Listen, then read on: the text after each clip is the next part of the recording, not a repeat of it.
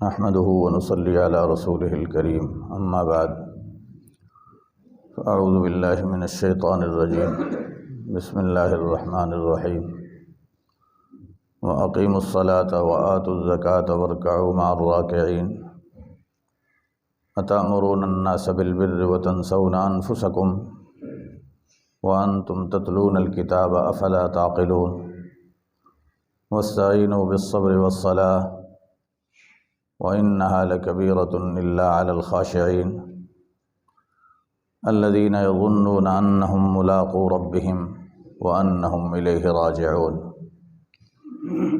اور قائم کرو نماز کو اور ادا کرو زکوٰۃ، اور نماز پڑھو نماز پڑھنے والوں کے ساتھ۔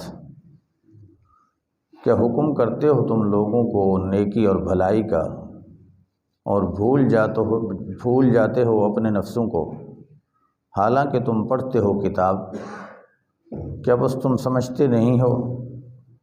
اور مدد طلب کرو صبر اور نماز کے ذریعے، اور تحقیق وہ نماز البتہ بھاری ہے مگر خاشعین پر، خشوع کرنے والوں پر۔ خشوع کرنے والے وہ لوگ ہیں الذین یظنون، جو گمان کرتے ہیں کہ بے شک وہ ملنے والے ہیں اپنے پروردگار سے، اور تحقیق وہ اسی کی طرف ہی لوٹ کر جانے والے ہیں۔ صدق اللہ العظیم وصدق رسولہ النبی الکریم ونحن علی ذلک من الشاہدین والشاکرین والحمد للہ رب العالمین۔ اللہم صل علی سیدنا محمد النبی الامی وعلی آلہ واصحابہ وسلم تسلیما۔ عزیزان محترم، یہود کا تذکرہ چل رہا ہے، خاص طور پر بنی اسرائیل کی قوم کا۔ بنی اسرائیل کا مصداق تو یہود بھی ہیں اور نصارہ بھی۔ پہلی آیت میں اللہ تعالیٰ نے ان کو حکم دیا کہ نماز قائم کرو اور زکوٰۃ ادا کرو۔ آخر میں فرمایا وارکعوا مع الراکعین۔ کل میں نے اس پر عرض کیا تھا کہ ان کو نماز پڑھنے کا جو حکم دیا جا رہا ہے، ملت یہودیت کی بنیاد پر نہیں بلکہ ملت اسلام کے طریقے پر، کیونکہ یہود کے اوپر جو نماز فرض تھی اس نماز میں رکوع نہیں تھا، وہ رکوع سے خالی تھی۔ تو رکوع مسلمانوں کی نماز کے عمل کے اندر ہے۔ تو مع الراکعین جمع کی صیغے کے ساتھ ذکر فرمایا، یہ اس نماز کی ادائیگی کا جو کامل طریقہ ہے، یعنی نماز کو با جماعت ادا کرنا، کہ مسلمانوں کے ساتھ نماز با جماعت ادا کرو۔ تو یہود کو یا بنی اسرائیل کو اللہ تعالیٰ نے ان آیات میں بنیادی طور پر 3 حکم دیے ہیں، یا سمجھو 2 دیے ہیں۔ ایک ایمان کے متعلق کہ عقیدہ اپنا درست کرو، کہ اللہ کی توحید کو مانو، اور آخر الزماں پیغمبر صلی اللہ علیہ وسلم پر ایمان لے آؤ۔ اور دوسرے نمبر پر عبادات کا حکم دیا۔ عبادات میں سے نماز کا حکم دیا، عبادت بدنی، اور وآتوا الزکاۃ کہہ کر زکوٰۃ کا حکم دیا، یہ عبادت مالی ہے، جو عبادات میں سے دونوں انتہائی اہم ترین عبادات ہیں اسلام کے اندر بھی، اور اسی طرح دین یہودیت کے اندر بھی یہ اہم تھی۔ پھر آگے فرمایا اتأمرون الناس بالبر وتنسون انفسکم۔ اس کا خطاب خاص طور پر علماء یہود کو ہے۔ یہود قبائل کے کچھ عوام الناس کے لوگ یہودیت سے نکل کے اسلام کی طرف آئے۔ اب وہ خفیہ طور پر اپنے علماء سے پوچھتے تھے کہ یہ بتاؤ کہ یہ دین اسلام حق ہے یا نہیں ہے۔ اب خفیہ مجالس میں علماء یہود ان لوگوں سے کہتے کہ دین اسلام حق ہے، آخر الزماں پیغمبر اپنے نبوت کے دعویٰ میں سچے ہیں، برحق ہیں، لہٰذا آپ اسلام پہ قائم رہو۔ اگر اسلام قبول کیا ہے تو اسی پر قائم رہو، اسلامی احکامات پر عمل کرو۔ ہم اسلام کو قبول نہیں کر رہے کسی وجہ سے، اس لیے تم قائم رہو، یہی حق ہے۔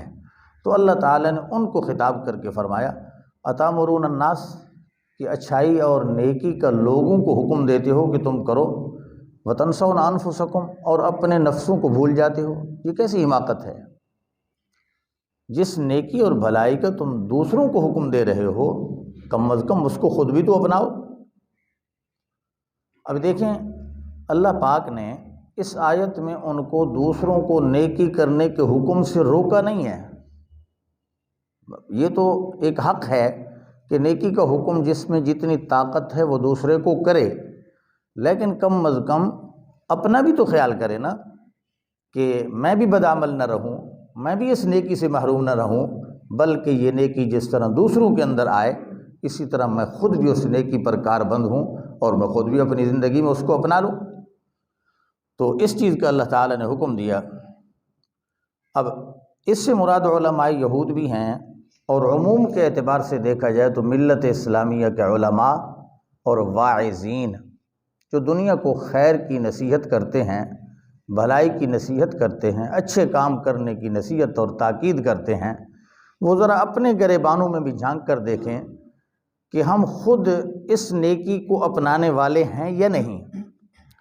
حضرت عبداللہ ابن مسعود رضی اللہ تعالیٰ عنہ سے روایت ہے، حضور علیہ الصلاۃ والسلام نے ارشاد فرمایا، جب میں شب معراج میں گیا تو میرا گزر کچھ ایسے افراد پر ہوا، جبریل امین میرے ساتھ تھے۔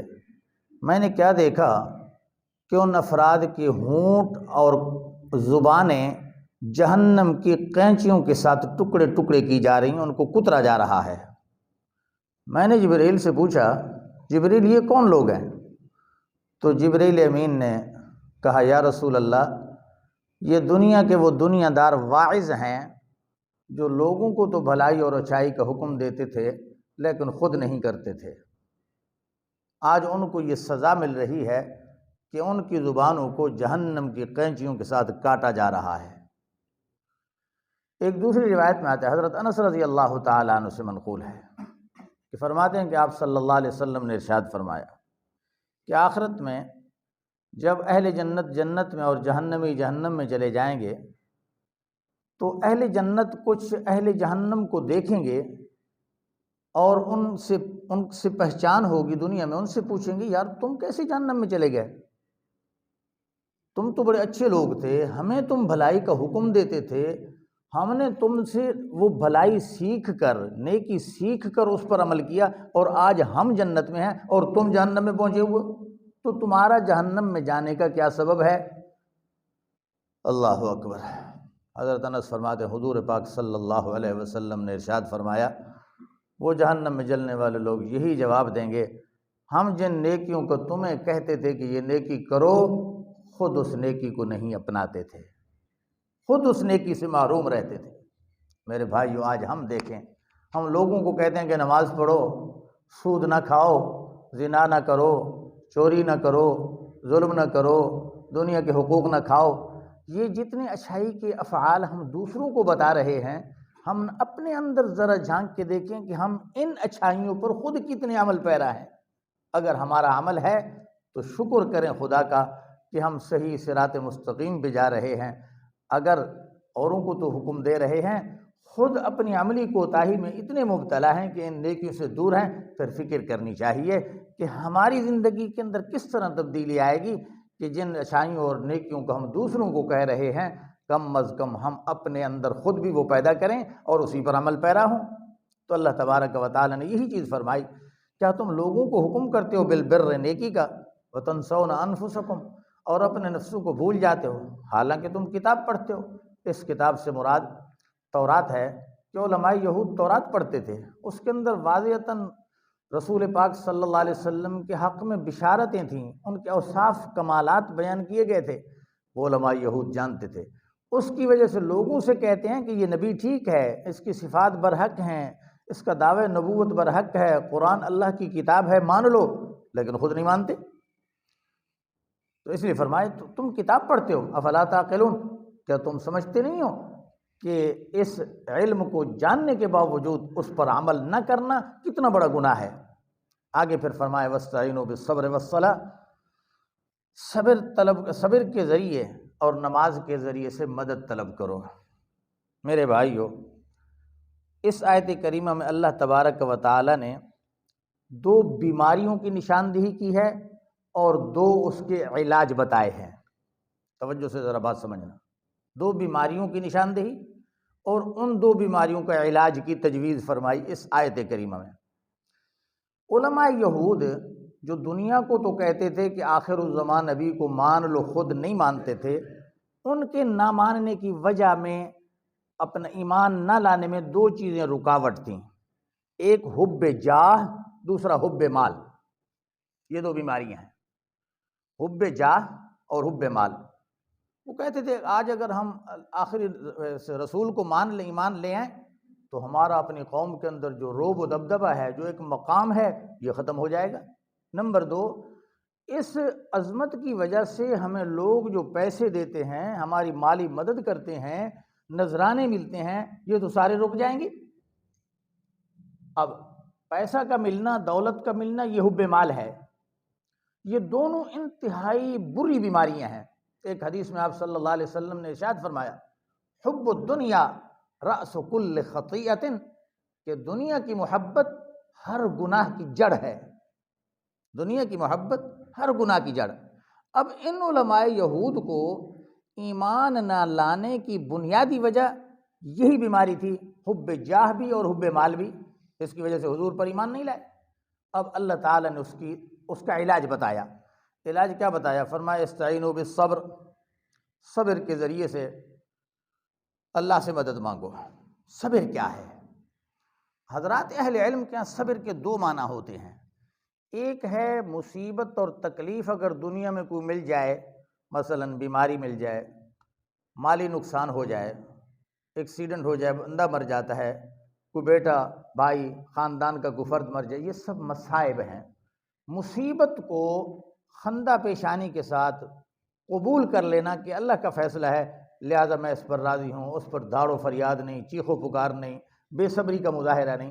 ایک تو یہ ہے کہ مصیبت اور تکلیف کو اللہ کی رضا سمجھ کے قبول کر لینا، یہ بھی صبر کا معنی ہے۔ نمبر دو، صبر کا دوسرا معنی یہ ہے کہ اللہ نے جو مثبت و منفی احکام دیے ہیں، مثبت احکام پر استقامت کے ساتھ عمل کرنا اور منہی احکام سے استقامت کے ساتھ بچنا۔ صبر کا معنی عرض کر رہا ہوں، توجہ سے سمجھنا۔ احکام شرعیہ جو مثبت ہیں، مثلا نماز کا حکم ہے، زکوٰۃ کا حکم ہے، پابندی کے ساتھ انسان نماز ادا کرے، مالدار ہے تو سال بعد زکوٰۃ کا فریضہ ادا کرے، طاقت ہے تو بیت اللہ کا حج کرے، جتنے لوگوں کے فرائض حقوق ہیں وہ پابندی کے ساتھ ادا کرے۔ تو استقامت کے ساتھ مثبت احکامات پر عمل کرنا بھی صبر ہے، اور منہیات یعنی جو حرام امور ہیں، مشتبہات ہیں، شریعت نے ان کو مشکوک کرا دی، ان سے بچنا بھی صبر ہے۔ اب ایک انسان برائیاں جو کرتا ہے، یا حب مال کیوں پیدا ہوتی ہے؟ اس لیے کہ انسان کے اندر جو خواہشات اور خواہشات کی لذتیں ہیں، ان لذتوں کے حصول کا ذریعہ مال ہوتا ہے۔ مال ہے تو زنا بھی ہو سکتا ہے، مال ہے تو کسی پہ ظلم بھی ہو سکتا ہے، مال ہے تو کسی کی حق تلفی بھی ہو سکتی ہے۔ تو یہ دنیاوی جتنی خواہشات ہیں، جتنے لذائذ ہیں، ان کے حصول کا ذریعہ مال ہے، اس وجہ سے مال کی محبت پیدا ہوتی ہے۔ تو اللہ تبارک و تعالیٰ نے فرمایا ان خواہشات کو روک لو، یہی صبر ہے۔ جب خواہشات اور لذات دنیا کو روک لو گے، ان سے باز آ جاؤ گے، رک جاؤ گے۔ اور دوسرا علاج کیا بتایا؟ فرمایا والصلاۃ۔ اب اس رکنے میں کیا ہوگا؟ حب مال میں کمی آئے گی۔ اور نمبر دو، جب نماز ادا کرو گے پابندی کے ساتھ، خشوع و خضوع کے ساتھ، اس کے تمام مالہ و معالہ احکام کے ساتھ، تو اس سے آپ کے اندر حب جاہ والا جو بیماری ہے، اس حب جاہ کی بیماری میں کمی آئے گی۔ کیوں کہ نماز تو سراسر عاجزی ہے، تواضع ہے۔ انسان مقید ہو کر کھڑا ہے، نگاہ پابند، ہاتھ پابند، سر سے لے کر پاؤں تلک پورا جسم پابند، نہ کھا سکتا ہے، نہ پی سکتا ہے، نہ گفتگو کر سکتا ہے۔ نماز کے اوقات کے اندر سب کچھ کی پابندی، یہ ایک عاجزی ہے کہ اللہ کا حکم مان کر یہ ساری پابندی انسان قبول کرتا ہے۔ پھر جھکتا ہے، رکوع میں تواضع، سجدہ میں اس سے بڑی تواضع۔ تو جب یہ عاجزی کا اظہار کرے گا تو اس میں حب جاہ والے اس مرض اور بیماری کے اندر کمی پیدا ہوگی۔ جب حب مال کی بیماری بھی کم ہو گئی، حب جاہ بھی کم ہو گئی، اب کیا ہوگا؟ یقیناً آپ کے اندر ایمان کی طرف رغبت پیدا ہوگی، اعمال صالحہ کی طرف رغبت پیدا ہوگی۔ آگے کیا فرمایا؟ انہا لکبیرۃ الا علی الخاشعین، کہ نماز کے اندر جو مشقتیں ہیں نا، یہ واقعتاً لوگوں کے لیے بہت ان کا برداشت کرنا مشکل ہے۔ سخت سردی کے موسم میں ٹھنڈے پانی کے ساتھ وضو کرنا ہو، سخت گرمی کے موسم میں جناب 15-16 گھنٹے کا دن اور روزہ رکھنا ہو، واقعتاً مشکل ہے۔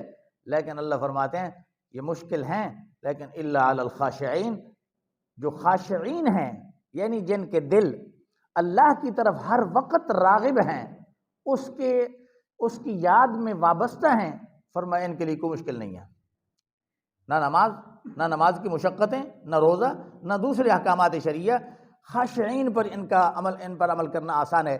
اور خاشعین ہیں کون؟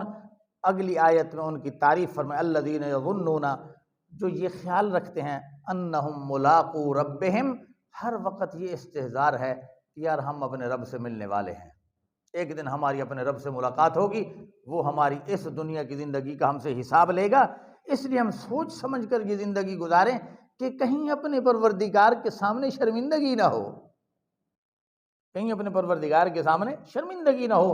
اس لیے جب اپنے رب کی ملاقات کا ہر وقت استحضار ہوگا تو بندہ گناہ سے بچے گا، نافرمانی سے بچے گا۔ ایسے بندے خاشعین ہیں، ان کے لیے نماز بھی آسان، روزہ بھی آسان، عبادات شرعیہ بھی آسان، اور منہیات سے بچنا بھی آسان۔